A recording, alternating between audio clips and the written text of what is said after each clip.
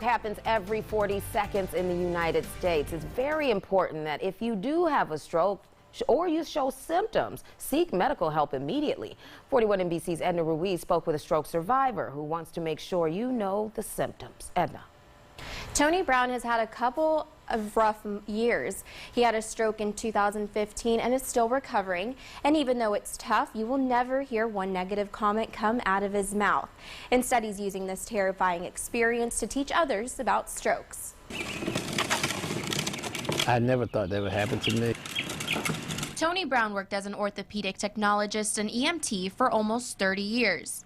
To go from being this big, strong guy to literally being a person that literally cannot get out of the bed by himself without falling. Brown was used to helping others until the day came when roles reversed. I was leaving Coliseum Hospital, going to Northside Hospital, and I was going to put a cast on. I was walking into the operating room, and all of a sudden I felt real lightheaded, and I noticed that my words were slurring a little bit, and I noticed that I was drooling. Symptoms Brown had seen with patients before, so he knew exactly what was going on. I walked in and I just told him, I'm having a stroke. 15 minutes before everything, he was driving on the interstate.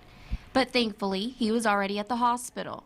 30 minutes later, I was completely paralyzed on my left side. His quick thinking is what stroke program coordinator Kristen Ancron stresses. Facial drooping, arm weakness or numbness, slurred speech, and then time to call 911.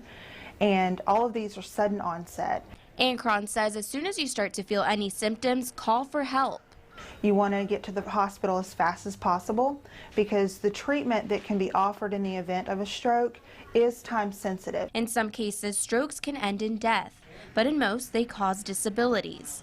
They don't have the function of one of their hands, or they do have problems with speech or thinking. Brown has come to terms with his disabilities. He says some days are better than others, but always tries to see the good. What better way to use the speech that I've been blessed to keep than to continue to talk to people, to give them hope.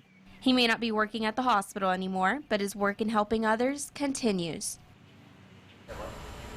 Brown says his experience has changed the way he lives in a positive way. He now stops to smell the roses, and he's also in the process of enrolling at Middle Georgia State to become an occupational therapist, continuing to help others.